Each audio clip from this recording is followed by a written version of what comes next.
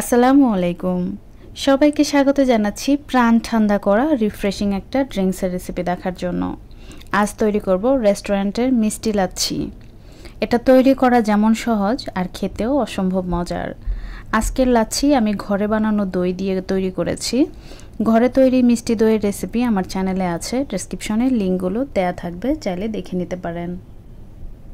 আজকে দুজনের জন্য তৈরি করছি। 1.5 কাপ পরিমাণ মিষ্টি দই লাগছে আর চিনি লাগছে স্বাদ মতো। আপনি যেমন মিষ্টি খেতে পছন্দ করেন তাই বুঝে ব্যালেন্স করে দিবেন। এরপর লাগছে পাউডার দুধ।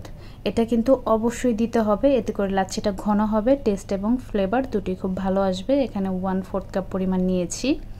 আর লাগছে ঠান্ডা পানি, একদম বরফ ঠান্ডা পানি নিতে হবে। আর পানির পরিমাপটা আমি বলছি না, আপনি কতটা পাতলা বা কতটা ঘন খেতে চান তাই বুঝে পানির পরিমাপটা কমিয়ে বা বাড়িয়ে নিতে হবে। আমি 1.5 কাপ দইয়ের জন্য 1.5 কাপের থেকে একটু কম পানি ব্যবহার করছি। ব্লেন্ডার জারের মধ্যে দই দিয়ে দিচ্ছি, এরপর দিয়ে দিচ্ছি গুঁড়া দুধ, এরপর দিয়ে দিচ্ছি চিনি, এখন দিয়ে দিচ্ছি পানি। এখানে আমি প্রথমেই একটু পানি ব্যবহার করব দইটাকে খুব ভালো মতো ব্লেন্ড করার জন্য। প্রথমে আমি সম্পূর্ণ পানিটা দিব না।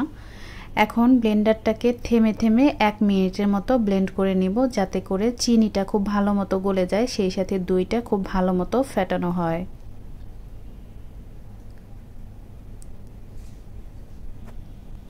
আপনারা যদি খুব বেশি ঠান্ডা খেতে পছন্দ করেন তাহলে এই পর্যায়ে বরফ দিয়ে দিবেন।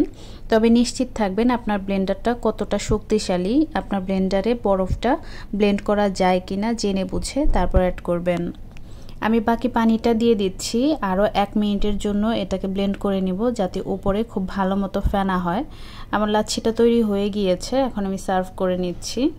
ব্লেন্ড করার সময় লাচ্ছিতে যে ফেনাটা তৈরি হয়েছে সেটা ঢালার সময় কিন্তু পেছনের দিকে চলে যায়, তাই গ্লাসে যখন লাচ্ছিটা দিবেন সম্পূর্ণ গ্লাসটা একেবারে ভরে ফেলবেন না, এভাবে সমান করে ভরবেন, যাতে করে উপরের ফেনাটা সব গ্লাসেই সমানভাবে দেয়া যায়।